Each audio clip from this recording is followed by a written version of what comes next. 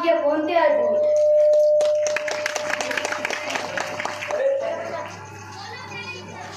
हिंदवी स्वराज्याची पताका, हिंदवी स्वराज्याची पताका नवी अभिमानाने बोलते. लक्ष देऊ नाही का? मी स्वराज जननी राजमाता जिजाऊ बोलते. मी स्वराज जननी राजमाता जिजाऊ बोलते. तो फार धामधुमीचा काळ होता. महाराष्ट्रात चौबाजूने शत्रूने वेढला गेला होता.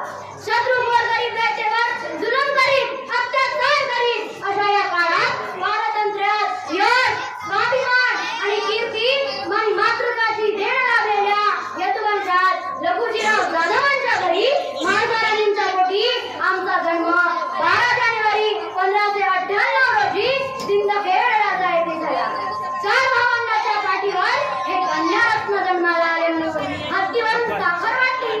केवढं हो कबू. आता त्या माझ्या बहिणींनो, मातांनो, तुम्ही स्वतः किती जणी आपल्या मुलीचं खुल्या मनाने स्वागत करता.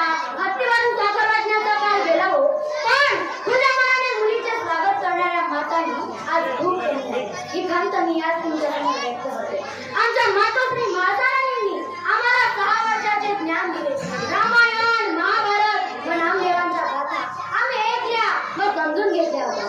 एकदा स्वराज्य साकारण्यासाठी बलिदान दिलेल्या एका सरदाराच्या पत्नीला काही कर्मठ लोक सती करण्यासाठी भाग पाडत, तेव्हा आम्ही विरोध केला.